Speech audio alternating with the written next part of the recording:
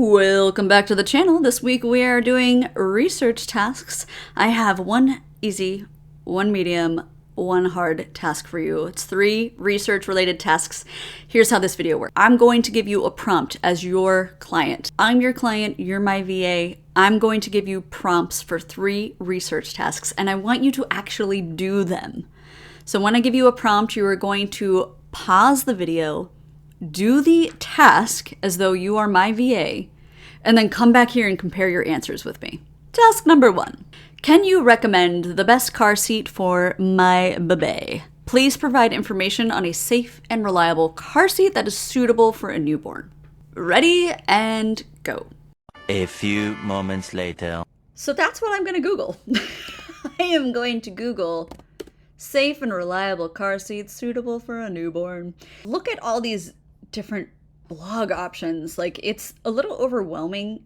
You almost don't know who to trust because there are so many options online. So what do we do?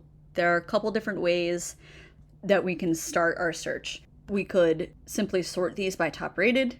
We could watch YouTube videos. Consumer reports are a good one. We could check out links from reliable sources. The New York Times is a pretty good one. What I could also do is say let's do consumer reports. Consumer reports is a good one. Best infant car seats of 2023. Consumer reports, by the way, is a non-profit that is dedicated to independent testing, which is why I think they maybe are a little more reliable than just some random blogger, because we don't know if random bloggers are getting kickbacks or not. So something we could do is go through their listings, and if we see something that we like, click on it, take this, either a screenshot or simply copy and paste, and we could say best overall, paste that there, and then link to why, a hyperlink to why it got the best. We could also include things like the price and pros and cons. I like this website, kind of lists it out for us. So pro, con. So what I would do is simply copy and paste some of these. So pro, we're going to add bullet points, and then we're going to do the same for con. I do think it's important to include pro and con lists whenever you're presenting something to your client. So the reason, by the way, that I like to present stuff like this, like best overall, second best, and highlight it, is because it gives clients a chance, again, if they're skimming an email, to be like, all right, this is the best, it's $500. You want to clearly communicate why something works so that they don't have to do a ton of reading. So it's the same thing here. So second best, and then we're gonna do this one, and we're gonna hyperlink, and same thing. We're gonna do a price and a pro and a con. So price, pro, and con list. So I would probably include 3 to 5 options for car seats. It should include a wide variety of prices, because we don't know what price point. Your client was not clear on the price point. Your client could be on a strict budget. Your client could be like, sky's the limit. I don't care if I spend $2,000 on a car seat. In a few minutes, we have presented a couple different options for our clients, and I would feel perfectly comfortable sending this to them as is. I didn't give you a lot of information. I didn't tell you how to do this task because this is very typical for what clients will say. Clients are not going to dictate how you do something or where you look to do your research. They just want answers. So for that reason, I didn't give you a lot to go on, and I'm curious to know how you did your research. And now that you have that first easy task out of your way, we're going to move on to a medium hard task. Prompt number 2. I'm looking for a convertible car seat that can accommodate my growing child from infancy to toddler years. So please recommend a top-rated car seat with a reasonable price range and good safety features. Ready and go. A few moments later. I'm not gonna lie. When I made this, I don't know what a convertible car seat is. So first thing I'm gonna do is right? What is a convertible car seat? It's a seat with two modes, rear facing for newborns and forward facing for toddlers. Oh, I learned something new today. Can you tell I don't have kids? All right, so similar to the other recommendation, couple options for your research. You can type in best convertible car seats 2023.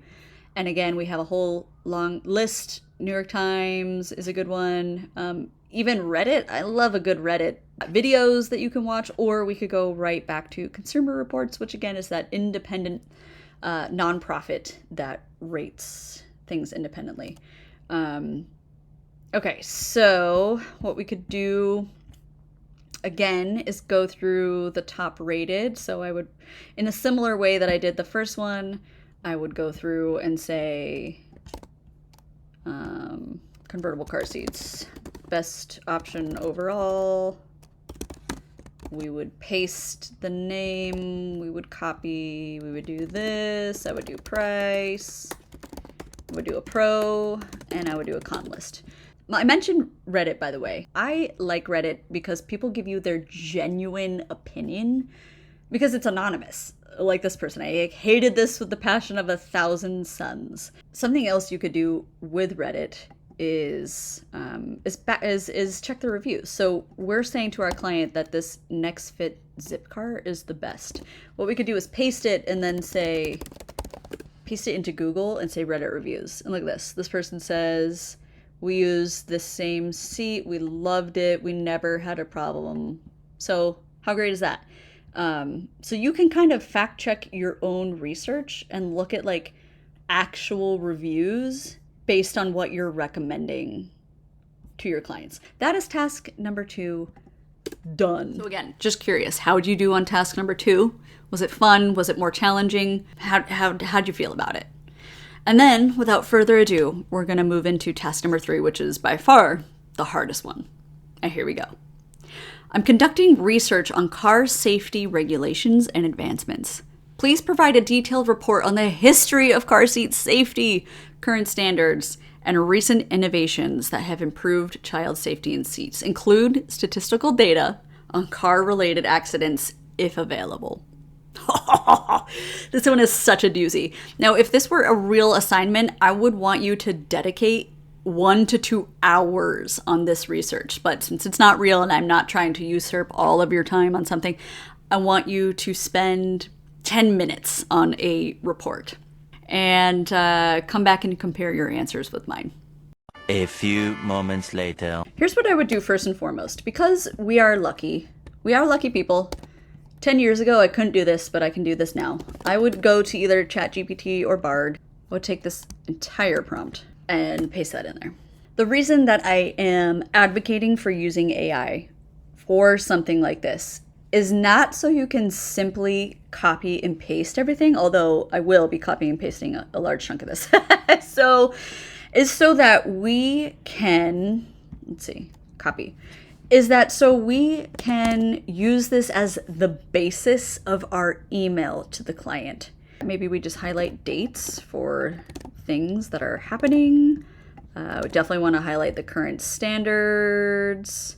The second way we can do this research is we can split it up into pieces. So we could do the history of regulations. So we could start with that first piece. Let's just paste that into Google. The history of car seats. Turns out there's an entire website on the history of car seats. So what we could do is, again, use the basis of what AI has told us, and we can fill it out. Maybe we want to fill in a little history here. Maybe we want to go way back before just the United States. By the way, if we are filling out additional details, something I'm going to provide to you guys, by the way, is this very simple informational research template. When you're tasked with doing a big research template like this, already I feel like this is too overwhelming for the client. I don't necessarily want to give them a book to read. What I want to do instead, and I am in this video going to link in the description of this YouTube video to this document so that you can save it and use it for your own research. Here's how I really like to break down things. I do too long didn't read, which is after I've done all this research for them. I'm going to summarize in one sentence, 1 to 2 sentences. Too long didn't read all the research, so I can just say something like, the car seat was first developed in 1933. Don't mind my cap locks. I'm too lazy to take it off. And then we just fill in one more sentence of things that we find.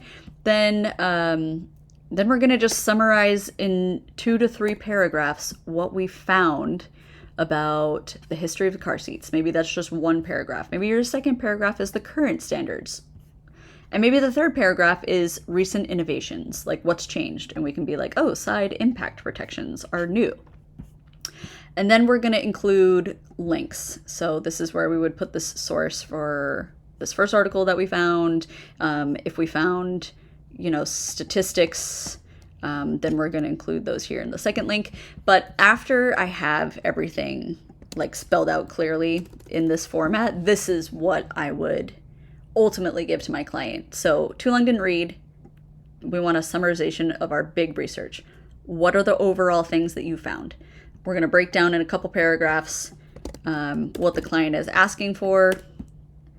And then we're going to end it with, in case you want to go any deeper, here is where I found my research. And that way your client is responsible for doing deeper reading if they wanted to by looking at various links.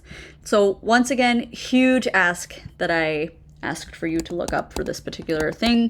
But the thing is, I wanted you to get a sense for like how long your research findings can be, and what better way to include that to our client, which would be using this document. And then the third part of this practice was that I wanted you to get comfortable with using AI. We're of the AI era now, and you should be using it to help aid in your research. Clients aren't going to care if you copy and paste things from AI, but it is also helpful if you use your AI as the basis of your research and then build it out from there. Because on one hand, AI might be wrong. It might give you false information. On the other hand, AI, like Bard, totally skipped that the first car seat was invented in 1933. So that's where we would add more information to the basis that AI has given us. But AI can help make this task a lot faster, that's for sure. It probably would have taken me like an hour to find all these different things. So don't be afraid to use AI. Don't be afraid to combine it with your own research. And do make sure that you are saving this informational research template for your own future research needs. So these types of research tasks that I've given you are also pretty typical of things that clients will ask for you. They're not going to give you a lot of details. They're not going to tell you how to do a task. It's really up to you about how you want to do your research, what kind of things you're Googling. It's up to you if you want to utilize AI tools like ChatGPT or Bard to help aid in your research. But overall, the most important thing for you to remember when it comes to presenting research to clients is that you are presenting clear, simple, concise, easy to read emails. Hopefully you guys thought that was fun. These are very typical research-based tasks for VAs. How did you do? Did you like it? Leave me a comment below. And don't forget, I have a whole playlist for practical training. So if you guys want more practice tasks, check out that playlist now. And last but not least, on my website, erinbooth.com, I have tons of different ways that you can continue your virtual assistant education with courses, with monthly coaching. I have a membership that gives you access to all of my learning suite. A lot of stuff there for you to explore. Hope to see you there, and thanks so much for watching this week's video. I will be back with another practice task soon.